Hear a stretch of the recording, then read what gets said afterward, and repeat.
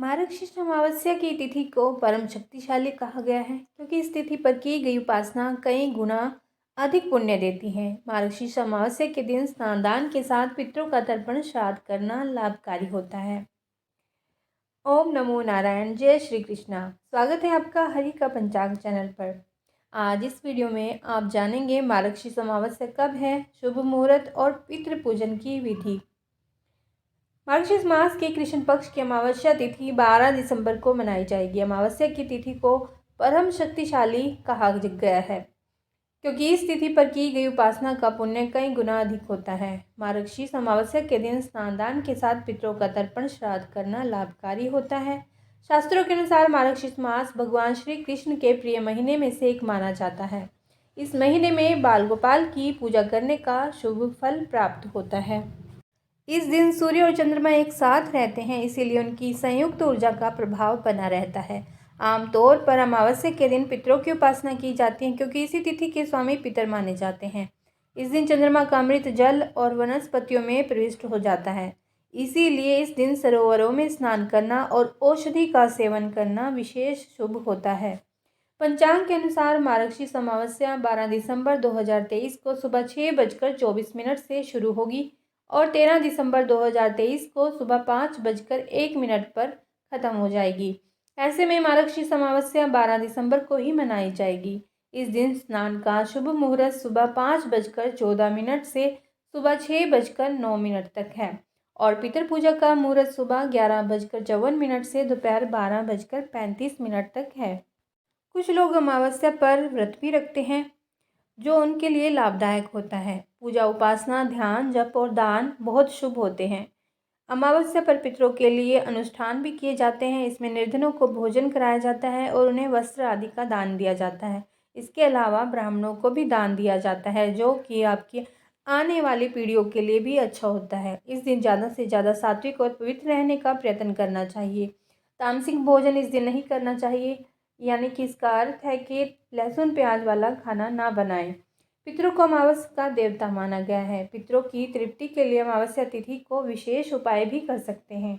अमावस्या तिथि ब्राह्मण को विधि पूर्वक भोजन कराएं। भोजन कराने से पितर सदैव प्रसन्न रहेंगे। इस उपाय से आपके कामों में कभी अड़चने नहीं आएंगी। संभव हो तो व्रत रखें और क्षमता के अनुसार जरूरतमंदों, गरीब लोगों को अन्न, वस्त्र आदि का दान करें। फिर संध्या के समय पीपल के वृक्ष के नीचे सरसों के तेल का दिया भी जलाएं। यदि आप दान देते हैं इसी दिन, उस बात का भी ध्यान रखें कि वह किसे दिया जा रहा है। अगर दान से कोई अकर्मण्य और आलसी हो रहा हो तो ऐसे व्यक्ति को दान कभी ना दें। माना गया है कि अगर कोई दान देता है, उससे अगर दान लेने वाला इंसान उस धन से कोई नशा, अपराध तथा नकारात्मक कार्य करता है तो उसका दोष देने वाले के खाते में भी आएगा। अतः दान देने के लिए दानकर्ता को कुछ बातों का ध्यान रखना चाहिए जिससे दान देना सार्थक हो। सबसे पहले धार्मिक स्थल या धर्मशाला बनाने के नाम पर धन लेने वालों की गतिविधियों का जानने का प्रयास करें। दान के दुरुपयोग पर कड़ा प्रतिरोध करना चाहिए, वरना नकारात्मकता बढ़ती जाएगी। दुर्भिक्ष, महामारी तथा किसी भी आपदा से ग्रस्त व्यक्ति के हितार्थ दान नहीं बल्कि मदद करें।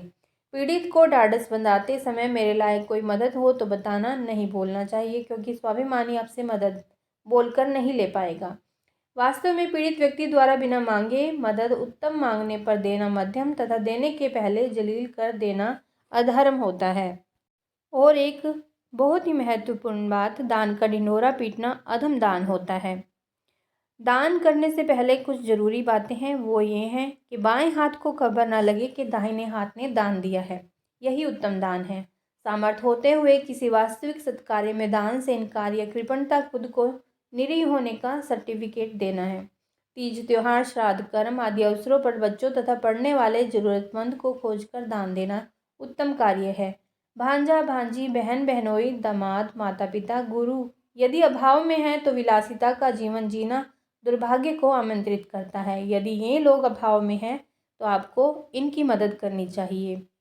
यदि आप ऐसा नहीं करते तो यह आपके दुर्भाग्य को निमंत्रण देना है। अमावस्या तिथि पर पूर्वजों की स्मृति में दान करने वाला कभी अभाव में नहीं रहता और जीवन में कभी भी पराजय का सामना नहीं करता। इस बार अमावस्या तिथि मंगलवार 12 दिसंबर को सुबह 6:30 बजे से शुरू हो जाएगी, इसीलिए 12 दिसंबर को मंगलवार है तो इस अमावस्या को आप भौमवती अमावस्या कहेंगे।